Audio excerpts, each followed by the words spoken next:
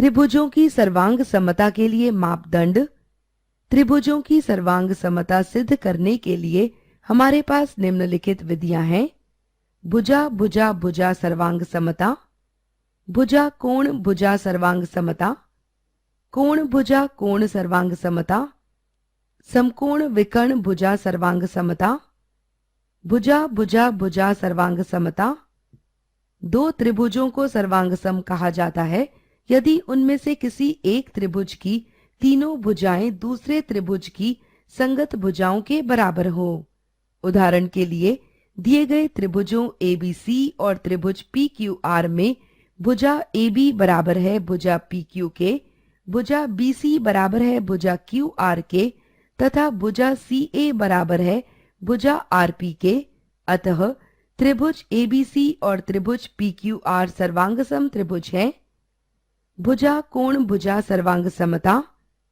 दो त्रिभुजों को सर्वांगसम कहा जाता है यदि एक त्रिभुज की दो भुजाएं और एक अंतर्विष्ट कोण दूसरे त्रिभुज की दो संगत भुजाओं और अंतर्विष्ट कोण के बराबर हों। जैसे कि दिए गए दोनों त्रिभुजों ABC और त्रिभुज FED में भुजा BC बराबर है भुजा ED के, कोण B बराबर है कोण E के तथा भुजा AB बराबर है भुजा FE के। अतः त्रिभुज ABC और त्रिभुज FED सर्वांगसम त्रिभुज हैं। कोण भुजा कोण ASA सर्वांग समता। दो त्रिभुजों को सर्वांगसम कहा जाता है यदि एक त्रिभुज के दो कोण और एक अंतर्विष्ट भुजा दूसरे त्रिभुज के दो संगत कोणों और अंतर्विष्ट भुजा के बराबर हो। जैसा कि दिए गए दोनों त्रिभुजों ABC और त्रिभुज XYZ में कोण A बराबर है कोण X के, भुजा AB बराबर है भुजा XY के तथा कोण B बराबर है कोण Y के। अतः त्रिभुज ABC और त्रिभुज XYZ सर्वांगसम त्रिभुज हैं।